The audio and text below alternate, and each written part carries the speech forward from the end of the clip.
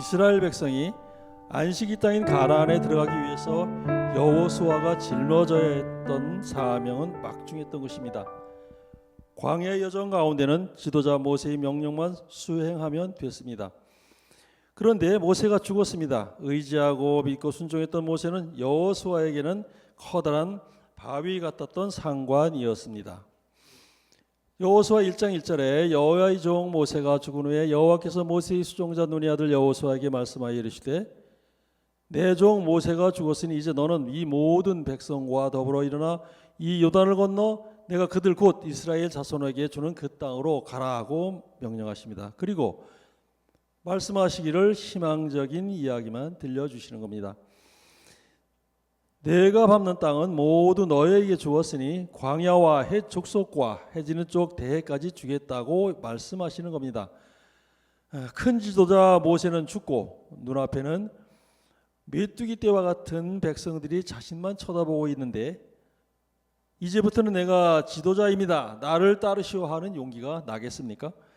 모세는 홍해를 가르며 백성을 인도했는데 지금 자신의 앞에는 요단 강물이 넘실대고 있는 무서운 현실 앞에 무슨 용기가 생기겠습니까? 앳돼 보이는 여호수아를 믿고 따르지 하지 않는 12지파의 족장과 지도자들 앞에서 하나님께서는 이 약속의 말씀을 주십니다. 내가 어디로 가든지 내가 함께 하겠다. 조상에게 약속한 땅을 너희가 차지하게 하겠다. 강하고 담대하라. 두려워하지 말며 놀라지 말라. 이 말씀을 통해 하나님께서는 모세가 행한 권능의 근원이 하나님이심을 알려주십니다. 하나님께서 민수기 27장 12절에 눈의 아들 여호사는 그 안에 영이 머무는 자라고 일찍이 말씀하셨습니다. 여호수아는 가나안 땅을 점탕하고 난 후 갈렙과 함께 긍정적인 의견을 내며 분별력을 갖고 있음을 보여주었던 인물입니다. 또한 성령의 사람으로 말씀에 순종하여 하나님 명령에 따라 요단강을 건넜습니다. 후에 여리고 성 앞에서도 믿음의 행동으로 난공불락의 성을 함락시켰습니다. 여호수아 안에 계신 성령께서 그를 이끄셨기 때문입니다. 오늘날 우리의 삶에서 볼 때 세상을 이긴 믿음의 행동인 것입니다. 또한 지도자로서 내 의견만 주장하지 않고 하나님 음성을 들으며 순종했을 때 성령이 충만한 강하고 담대한 믿음의 소유자가 되었습니다. 기브온 주민과의 조약 때문에 치러야 했던 아모리 연합군의 전쟁에서 하나님께서는 태양을 머무르고 달도 머무는 초자연적인 현상을 실현하면서까지 여호수아를 이끌어 가십니다. 예루살렘 왕, 헤브론 왕, 야모룻 왕, 라기스 왕, 에글론 왕을 죽임으로 이 전쟁을 승리로 마무리합니다. 오늘의 말씀은 아모리 연합군과의 전쟁에서 승리한 후 계속해서 림나와 라기스와 게셀 그리고 에글론, 헤브론, 드비를 정복해 나가는 내용입니다. 이스라엘이 연이어 전쟁에서 승리할 수 있도록 하나님이 싸워주십니다. 전쟁은 하나님께 속한 것임을 여실히 보여주십니다. 적들을 이스라엘 손에 붙이시는 하나님은 세상도 우리에게 붙이시며 이길 수 있도록 도우십니다. 거듭되는 승리에도 이스라엘 백성은 아이성에서의 실패를 반면교사 삼았을 것입니다. 여호수아는 이스라엘 군대와 더불어 여호수아가 앞장서고 온 백성이 따르는 공동체적인 사명감으로 싸움에서 이겨나갑니다. 교회도 지도자와 구성원이 하나님이 맡기신 사명을 공유하고 기도와 믿음으로 영혼을 구원하고 세상에 하나님 나라를 세우는 일을 해야 합니다. 가나안 남부 정복은 여호수아와 이스라엘 군대가 하나님 명령에 순종함으로 이룬 성과입니다. 또한 하나님이 싸워주셨기 때문에 단번에 정복한 기적이기도 합니다. 42절 말씀에 이스라엘 하나님 여호와께서 이스라엘을 위하여 싸우셨으므로 여호수아가 이 모든 왕들과 그들의 땅을 단번에 빼앗으니라고 기록되어 있습니다.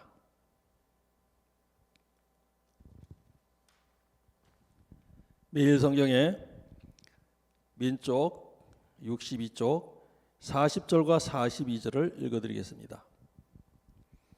가나안 남부 정복은 여호수아와 이스라엘 군대가 하나님의 명령에 순종함으로 이룬 성취입니다. 동시에 하나님이 싸워주셨기 때문에 단번에 정복한 기적이기도 합니다. 하나님 나라의 업적은 우리의 순종과 하나님의 지원이 만든 합작품입니다. 하나님은 우리의 순종 없이 일하지 않으시고 우리는 하나님의 지원 없이 아무것도 이룰 수 없습니다. 하나님이 도우실 것이니 하나님의 명령에 순종합시다. 하나님의 도움으로 이룬 성과이니 자만하지 맙시다. 충성되고 겸손하되 적극적으로 순종할 때 우리는 하나님의 동역자가 될 수 있습니다. 아멘. 여호수아는 싸움에서 승리한 후에 이스라엘과 더불어 길갈 진영으로 돌아왔습니다. 말씀에서도 여호수아 43절에 여호수아가 온 이스라엘과 더불어 길갈 진영으로 돌아왔다고 기록되어 있습니다. 그런데 이 길갈은 이스라엘 백성이 하나님의 도우심으로 요단강을 건너서 약속의 땅에 들어선 후 제사장들이 발 아래에서 건져 올린 12개의 돌을 모아서 미래 세대의 이스라엘 또 백성이 겪은 하나님의 기적과 구원의 역사를 전달하기 위해서 기념비로 세워놓는 곳입니다. 즉 길갈에 세운 돌은 이스라엘 백성에게 하나님의 구원과 약속의 땅에 대한 하나님의 언약이 이루어졌다는 믿음의 증거로 돌을 세워 하나님 백성으로서의 정체성을 유지하기 위함이었습니다. 우리는 믿음으로 하나님의 백성이 된 사람들입니다. 길갈에 돌아온 이스라엘 백성은 하나님의 약속을 믿으며 언약 백성임을 잊지 않으며 하나님을 경외하며 살아야겠다고 다짐했을 것입니다. 길갈에서 여호수아와 이스라엘 백성에 말씀하신 하나님은 오늘 우리에게도 강하고 담대하라고 말씀하십니다. 또 내가 어디로 가든지 함께 하시겠다고 약속하여 주십니다. 하나님이 함께 하시는 일은 두려워할 필요가 없습니다. 우리가 두려워하지 않는 이유는 하나님이 우리와 함께 하시기 때문입니다. 여호와께서 끊임없이 공급하시는 영적인 에너지를 받아 기도와 믿음으로 죄악에서 출애굽하여 영적인 가나안에 들어가 새로운 역사를 시작하시기 바랍니다. 그렇게 결단하는 우리에게 하나님은 꼭 함께하여 주실 것입니다. 기도하겠습니다.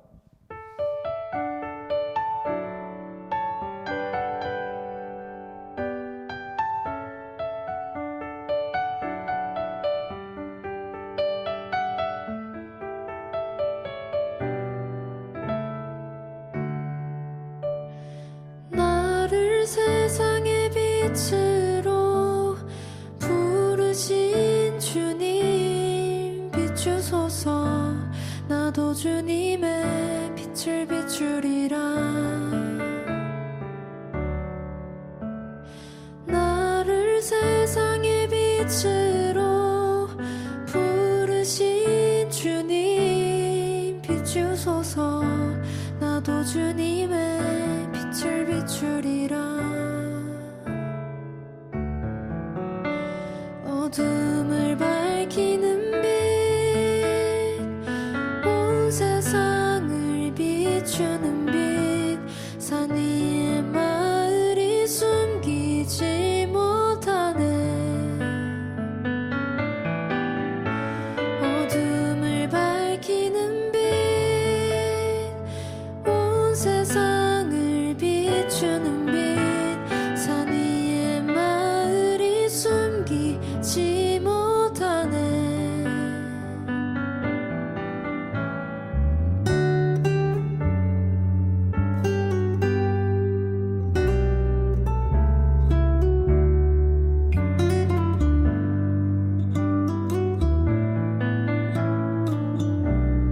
나를 세상의 빛으로 나를 세상의 빛으로 부르신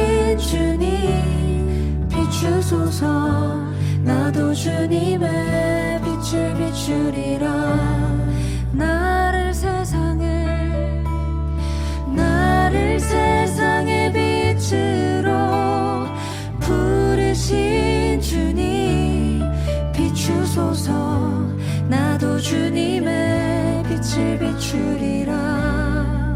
어둠을 밝히는 어둠을 밝히는 빛, 온 세상을 비추는 빛, 산 위에 마을이 숨기지 못하네.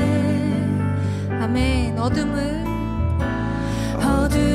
밝히는 빛, 온 세상을 비추는 빛, 산 위에 마을이 숨기지 못하네.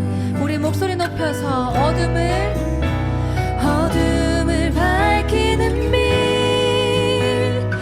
온 세상을 비추는 빛, 산 위에 마을이 숨기지 못하네. 우리 마지막으로 어둠을 밝히는 빛, 온 세상을 비추는 빛, 산 위에 마을이 숨기지 못하네. 나를 세상의 빛으로 나를 세상의 빛으로 부르신 주님, 비추소서. 나도 주님의 빛을 비추리라. 마지막으로 나를 세상의 빛으로 부르신 주님, 비추소서. 나도 주님의 빛을 비추리라. 비추소서.